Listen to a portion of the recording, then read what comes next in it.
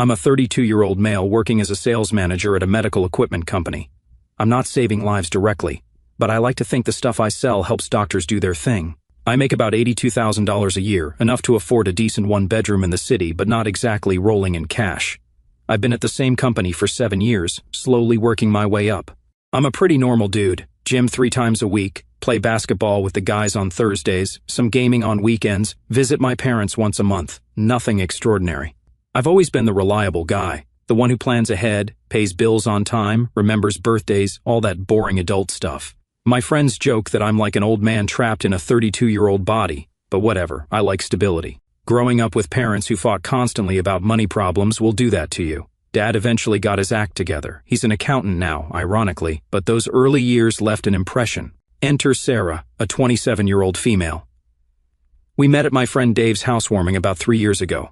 She was gorgeous, that kind of effortless beauty that makes you wonder why she's even talking to you. She works part-time at this high-end boutique downtown, but her main career is being a lifestyle influencer. She had around 14,000 followers when we met, now up to about 23,000. Not huge, but enough to get her free stuff and some decent brand deals. When I first saw her across the room, I honestly thought she was way out of my league. She was surrounded by people, laughing, the center of attention. Somehow, we ended up talking about this weird cocktail Dave had made, and there was this instant chemistry. She gave me her Instagram instead of her number, red flag number 1 that I ignored, and we set up a date for the following weekend.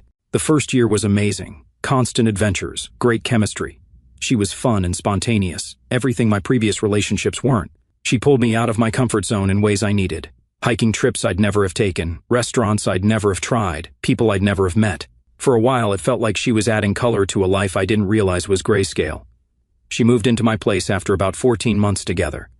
That's when things started changing, slowly at first, then more noticeably. The emergencies with her ex, Mike, a 30-year-old, started small, a phone call here and there that she'd take in another room, then texts at odd hours, then actual meetups for coffee to help him through some stuff. I'm not the jealous type, and I believed her when she said he was just going through a rough patch and needed a friend who understood him. He's been having panic attacks again, she'd say. His therapist said having a familiar support person helps. Or, his mom is sick, and he doesn't have anyone else to talk to about it. Always some crisis that only she could solve. But over time, a pattern emerged.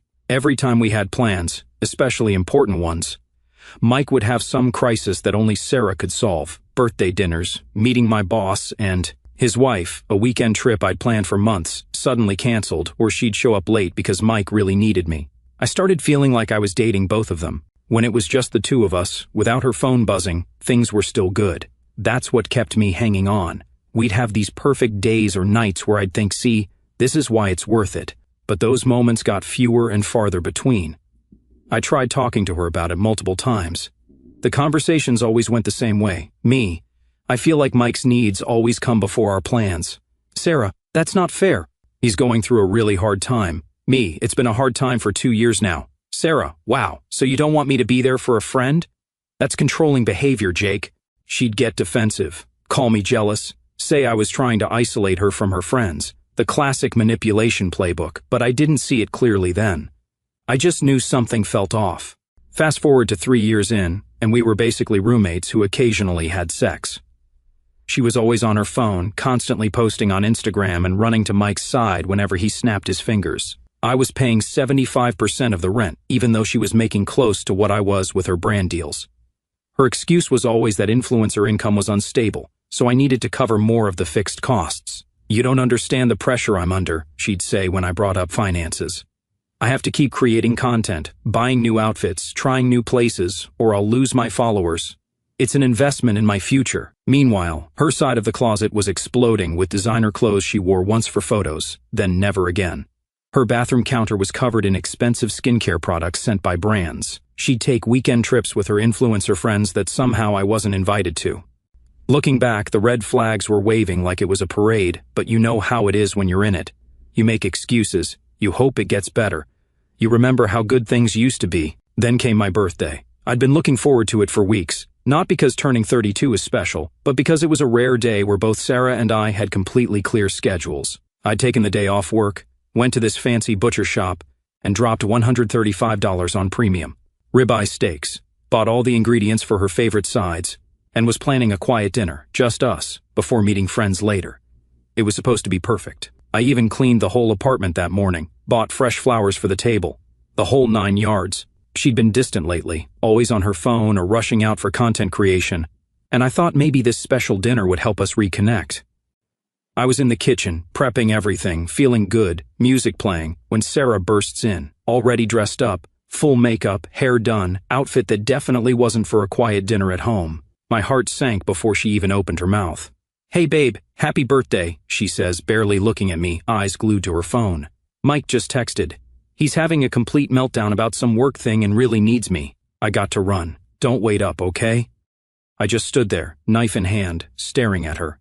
"It's my birthday, Sarah. We've had these plans for weeks." She finally looks up from her phone, gives me this condescending little pout. "I know, and I'm really sorry, but he's in a really bad place right now. You understand, right? We'll celebrate tomorrow, I promise." What kind of work emergency requires my girlfriend instead of, I don't know, his Kio workers or boss or literally anyone but my girlfriend on my birthday? I asked, trying to keep my voice level. She sighed dramatically, like I'm being the unreasonable one. "It's complicated. He got passed over for a promotion, and he's spiraling. You know he has anxiety issues." "Look, I don't have time to explain it all right now. I really need to go."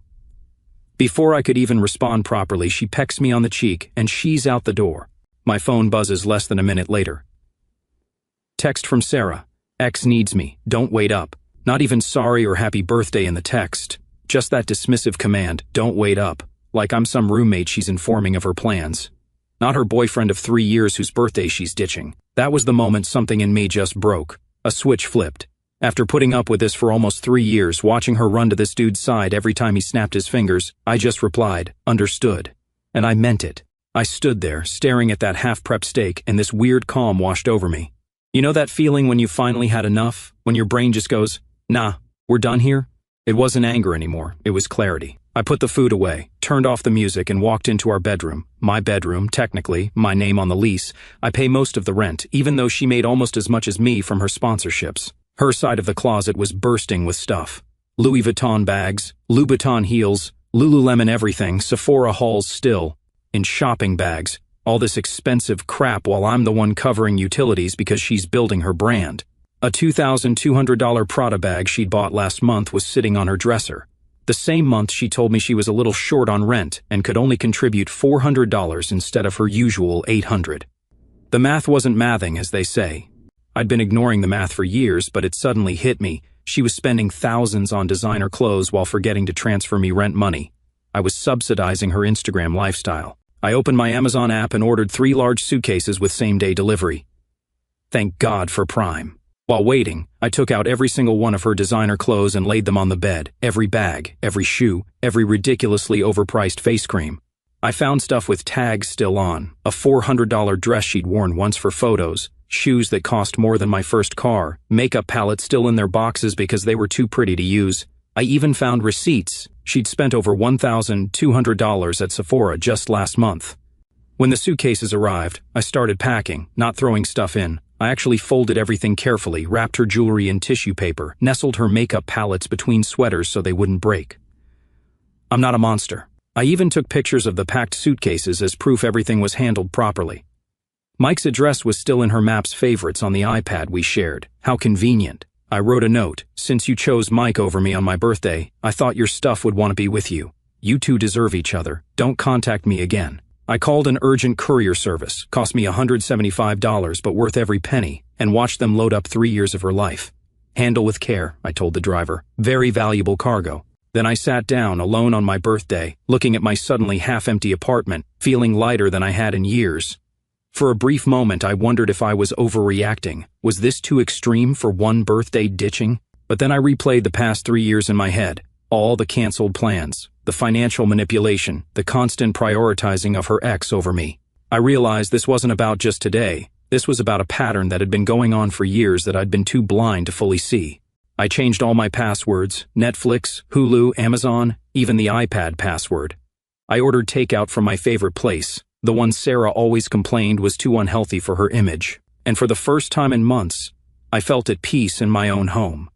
3 hours later, my phone explodes with an unknown number. It's Mike's voice, tense and annoyed. "Jake, what the actual man?"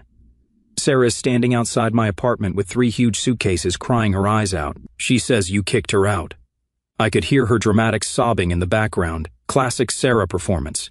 Did I kick her out, Mike, or did she ditch me on my birthday because you had another emergency? I just helped her belongings catch up with her priority. You dude, you're being psychotic. She came over because I needed advice on a work problem. Must be a serious work problem to need immediate attention on a Tuesday night, I said. Funny how you're calling about luggage instead of solving this urgent crisis.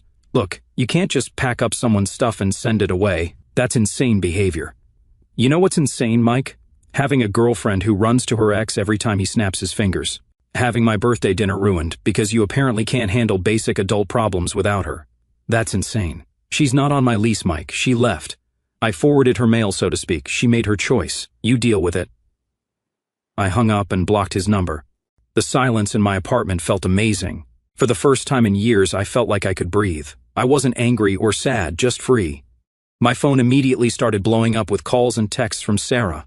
I put it on silent and slept better than I had in months. The next 72 hours were like psychological warfare. After blocking Mike, Sarah unleashed hell, 42 texts ranging from "How could you do this?" to "I'm calling the police for theft." Some highlights: "Jake, please answer me. I can't believe you did this. My stuff better all be there. You're going to regret this when I tell people what you did. Please, baby, I'm sorry. Can we talk? I'm literally stranded with nowhere to go. This is illegal, what you did. I'm calling the cops if you don't let me back in right now." 17 voicemails that went from crying to screaming to fake sweet in seconds. "Jake, please. I was just helping a friend." "You absolute psycho. My stuff better be okay. Baby, I know I messed up, but we can work through this. Remember how good we are together? Remember Cabo last year? We were so happy. I miss you so much right now." "Jake, I'm literally sitting in a Starbucks with all my stuff. Mike's girlfriend is freaking out. I have nowhere to go. Is that what you wanted? For me to be homeless after 3 years together?" Then the social media barrage started. Vague Instagram stories. When someone you trusted shows their true colors, with sad selfies in what I recognized as Mike's bathroom. Sometimes the people closest to you are the ones who hurt you the most. Betrayed. Having to start over with nothing but still keeping my head up. Strong woman. Each post carefully crafted to make her look like the victim without any actual details that could be disputed. Her followers were eating it up. "OMG, what happened, girl? Who hurt you? I'll fight them. You deserve so much better. This is why I have trust issues. Men ain't." Then she called my mom, telling her I'd snapped and thrown her out with nothing but the clothes on her back. Mom, bless her, just said, "That doesn't sound like my son. Maybe you should reconsider your choices, dear." Mom later called me, laughing about it. She really thought I'd believe that nonsense. I raised you better than that. Her sister Jenna, a 29-year-old female who I always got along with, called next. "Jake, what the hell happened? Sarah's telling everyone you went nuts and threw all her stuff on the street." I explained exactly what went down. Jenna sighed deeply. "Look, I know how Sarah can be, but shipping all her stuff to Mike's place? His girlfriend, Kayla, is apparently losing her mind. Not my circus, not my monkeys anymore," I replied. She prioritized Mike on my birthday. I just helped the rest of her life catch up with her decision. "Jake, she's at a Starbucks right now with 3 suitcases. Mike kicked her out after Kayla threatened to leave. She has nowhere to go. The entitlement was unreal. She makes $65,000 from her Instagram deals alone, Jenna. She can get a hotel or call one of the dozen guys always commenting hard eyes on her posts. That's not fair. You know most of that money goes back into her content creation." "Content creation? You mean shopping sprees she photographs, fancy restaurant meals she posts, trips I partly funded?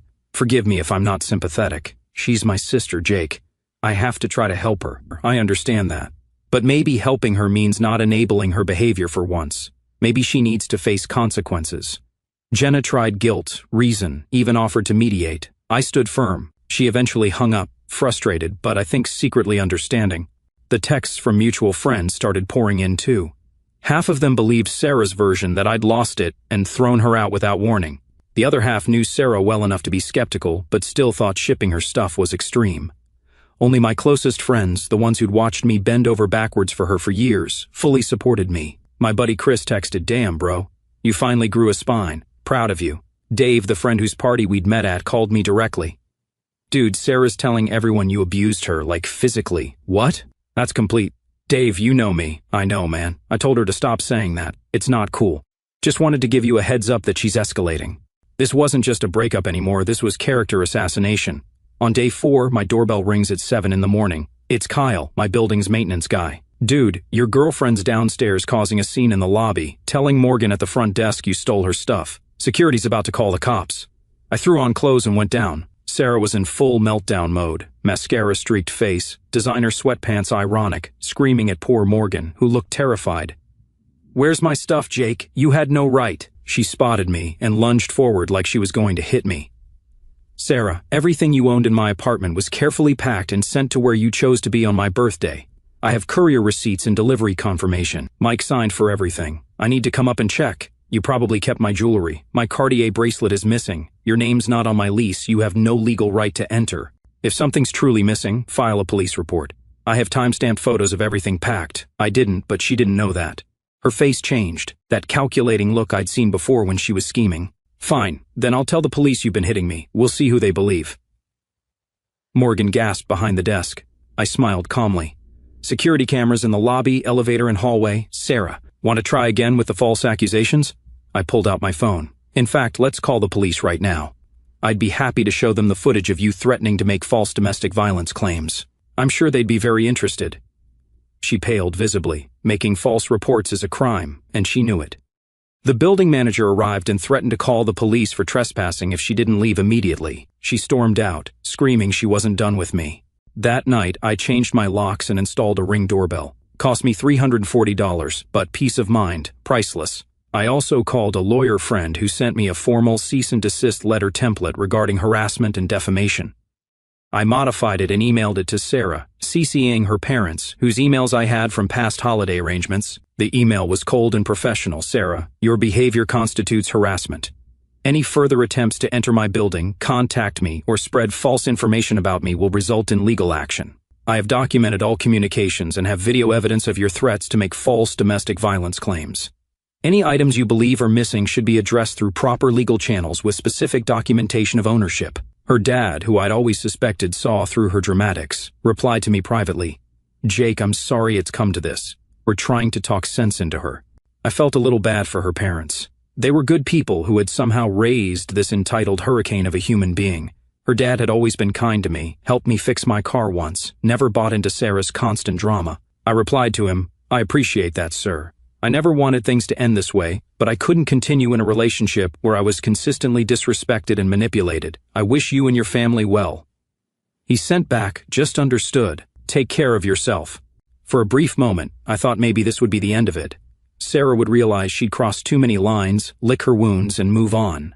I should have known better. A week later, Sarah went nuclear. She couldn't get to me physically, so she attacked my reputation. First came the Instagram tearful confessional. "I've been silent about the abuse I've endured because I was scared. But I can't stay quiet anymore." She claimed I was controlling, that I monitored her friendships with males and exploded with rage when she tried to help friends. The video was a masterclass in manipulation, voice quivering, a single perfect tear rolling down her cheek, carefully crafted pauses for dramatic effect. She never directly accused me of physical violence but heavily implied it with phrases like, "I lived in fear, and I never knew what would set him off." Then the GoFundMe helped Sarah restart after escaping abusive relationship. Goal, $15,000. Description claimed I'd stolen her irreplaceable family heirlooms and designer collection worth over $30,000. Her followers ate it up. The few who questioned the story, "Didn't you just post that $400 spa day last week?" had their comments deleted. Her influencer friends rallied around her, resharing her post with supportive messages, further spreading the lies. One particularly annoying fitness influencer guy, who'd always had a thing for Sarah, posted a long rant about men who abuse women, with obvious references to me. Then she went after my job, called my boss, claiming I'd been using company equipment to monitor and harass her. Thank God I'd already given my boss a heads up about the breakup and her potential for drama. He just told her, "This sounds like a personal matter. Please don't call this number again." She tried calling HR next, but they gave her the same response. Professional bridges unburned. The wildest part, she actually showed up at my parents' Sunday dinner, just walked in like nothing happened. They never changed their locks, and Sarah knew their schedule. Mom and Dad were too shocked to kick her out immediately. "Jake has been spreading horrible lies," she sobbed to them. "I just need to get my grandmother's jewelry back. It's all I have left of her." Dad, always the calm one, just said, "Sarah, Jake told us exactly what happened, including how you left him on his birthday for another man. I think it's time for you to leave." When she tried to protest, he simply said, "Now please," in that quiet voice that even scared me as a kid. As she was leaving, Dad called after her, and, "Sarah, if you ever falsely accuse my son of abuse again, we'll be pursuing legal action. My golf buddy is the best defamation attorney in the state." Dad, the MVP. The smear campaign continued online. She posted old photos of bruises from a skiing trip, conveniently cropped to remove the mountain backdrop, implying I'd caused them. She created a whole fake narrative about how I'd isolated her from friends and controlled her finances, literally the opposite of reality. I stayed completely silent on social media, didn't defend myself, didn't engage, didn't give her any ammunition, just documented everything for potential legal use. Her GoFundMe stalled around $2,300, mostly from her family and close friends, I suspect, far from the $15,000 she was aiming for. I was starting to feel like the worst was behind me when something unexpected happened. About 3 weeks after the Great Suitcase Exodus, as my buddies were now calling it, I got an interesting message on LinkedIn, of all places. It was from Kayla, Mike's girlfriend. "Jake, I know this is weird, but can we grab coffee? There's something you should know." We met at a cafe far from Sarah's usual haunts. Kayla was actually cool, works in graphic design, smart, way too good for Mike. "I left him," she said immediately after we sat down. "Sarah moved into his place after the suitcase incident. They're officially back together." I shrugged. "Good riddance to both of them. That's not why I wanted to meet." She hesitated, then pulled out her phone. "Sarah's been running her mouth about you, and it didn't add up." Mike finally admitted she's been manipulating both of you for years. Turns out Sarah had been sleeping with Mike our entire relationship. Those emergencies, hookups. She'd been playing us both, telling Mike I was just a stable guy to help with rent while telling me he was just a needy friend. She showed me their text history, sliding her phone across the table. I scrolled through screenshots, feeling sick but also validated. The gaslighting over the years had made me doubt my own instincts. Messages from Sarah to Mike, "OMG, he actually believes I'm just coming to help you, LOL. Just told Jake I need to help you with job stress. If only he knew what kind of stress relief I'm actually providing. He's paying for dinner tomorrow, so I'll have to go home for a bit, but I'll make an excuse around 9, his mom asked when we're getting married. As if. Almost done convincing him to co-sign on a car loan. Then we can really have some fun." There were dozens like this, spanning our entire relationship. Every special occasion, every time she'd been helping Mike, she'd been laughing at me behind my back. "There's more," Kayla said. "The GoFundMe? She's scamming people. That irreplaceable jewelry she accused you of stealing? She pawned it last year for a Coachella trip. The designer collection? Half of it is fake from her China Connect." Kayla had screenshots of everything. Sarah bragging to Mike about her scams, admitting the abuse claims were lies, even planning how to milk this breakup for followers. "Why are you showing me this?" I asked. "Because what she's doing is wrong," Kayla said simply. "And because she tried to ruin my relationship too. She told Mike I was cheating, tried to convince him I was mentally unstable. She's toxic, and she needs to be stopped." I had my lawyer friend review everything and draft an official cease and desist letter regarding the false accusations. Attached were Kayla's screenshots and the courier receipts. I sent it to Sarah, her parents, and the GoFundMe legal department. The GoFundMe was taken down within hours. Sarah privated her Instagram. But I wasn't done. I sent the same package of evidence to the boutique where she worked. They valued their reputation too much to keep someone publicly scamming people. She lost her part-time job within days. Then I anonymously tipped off the IRS that a certain influencer wasn't reporting her brand deal income. Sarah had bragged for years about getting paid under the table to avoid taxes. "Influencers should never accept payment through friends and family on PayPal," she told her followers once. "Always use goods and services unless you don't want to pay taxes on it." Then it's our little secret. She'd actually posted this publicly. The house of cards collapsed fast. 2 days ago I got a text from a new number. "It's Sarah, please. They froze my accounts. I can't make rent. Mike kicked me out after I couldn't contribute. Just need $2,000 to get through the month. I'll pay you back." I sent back one word, "Understood." Then I blocked the number. Yesterday she showed up at my building again. Security called up. I declined to see her but watched on the lobby camera as she begged the guard to let her up. "He has to help me. I have nowhere to go." The guard, who remembered the previous scene, just shrugged. "Not his problem, ma'am." "You don't understand," she cried. "My accounts are frozen. My followers are turning on me. He owes me. Ma'am, I'm going to have to ask you to leave the premises. Can you at least tell him I'm sorry? Please just tell him I need to talk to him." "I'll pass along the message," the guard said, clearly not intending to. As she was escorted out, I could see her mascara running down her face. Designer bag now replaced with a canvas tote. The influencer facade crumbling in real time. I closed the security app and turned back to my date, a woman I'd met at a cooking class who actually has her own place, her own money, and has yet to have a single emergency with an ex. Life's good, Reddit. Sometimes you have to let the trash take itself out, and sometimes you have to help it along with a little karma. Sarah ended up moving back with her parents in the suburbs. Her influencer career is basically dead. Turns out, when you lose your fancy apartment backdrop and designer wardrobe, it's hard to maintain the lifestyle content. Her follower count dropped by 8,000 in a month. The IRS audit is apparently still ongoing. Her dad messaged me once to say they had no idea about the tax evasion and were deeply disappointed in her. Mike and Sarah lasted exactly 17 days officially living together before he kicked her out. According to mutual friends, she expected him to completely support her financially, and he wasn't having it. Apparently, she tried the same emergency trick on him with another ex, and he finally saw the pattern. Kayla and I have actually become friends. Nothing romantic. We both need a break from relationships, but it's nice to have someone who understands exactly what we went through. We grab coffee every couple of weeks and laugh about the bullet we both dodged. I saw Sarah once more, unexpectedly, at the grocery store. I spotted her in the checkout line. She looked different, no makeup, hair in a messy bun, wearing normal clothes instead of her usual carefully curated outfits. She was using food stamps to pay. Our eyes met briefly, and I saw a flash of something, embarrassment, anger, before she quickly looked away.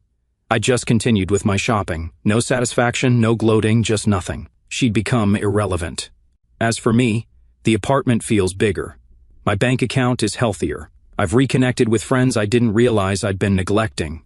I started taking a photography class I'd been putting off because Sarah always said it was boring. Turns out, I'm not half bad at it. The new girl I mentioned? We're taking things slow, but she's refreshingly straightforward and financially independent. The first time she offered to split the check, I almost fell out of my chair. When she had a genuine work emergency, she actually called to apologize for canceling our plans and suggested an alternative date right away. The bar is literally on the floor, but it feels amazing to be with someone who respects my time. Most importantly, I've learned to trust my gut again. If something feels wrong, it probably is. Don't let anyone make you think you're crazy for noticing red flags. Thanks for all the support, Reddit. This community helped me more than you know. Girlfriend of 3 years ditched me on my birthday for her ex. I packed all her stuff and sent it to his place. She went nuclear with lies and manipulation, but karma and the IRS eventually caught up with her. Now living my best life. Isn't sending her stuff away illegal? According to my lawyer friend, no. She wasn't on the lease, had no legal right to the property, and I didn't destroy or steal anything. I simply delivered her belongings to an address she frequently visited. The courier had a signed delivery confirmation. Looking back, it was extreme, but after 3 years of manipulation, gaslighting, and watching her run to the sky every time he called, something in me just snapped. Mental health professionals call it an extinction burst, a final dramatic response when you've been pushed too far. I was manipulated for years. She cheated our entire relationship. She tried to destroy my reputation with false accusations. The only thing I did was pack her stuff neatly and send it where she chose to be. Everything after that was just her facing the consequences of her own actions. Dealing with a manipulative partner is something I wouldn't wish on anyone. To those going through something similar, there's light at the end of the tunnel. I promise.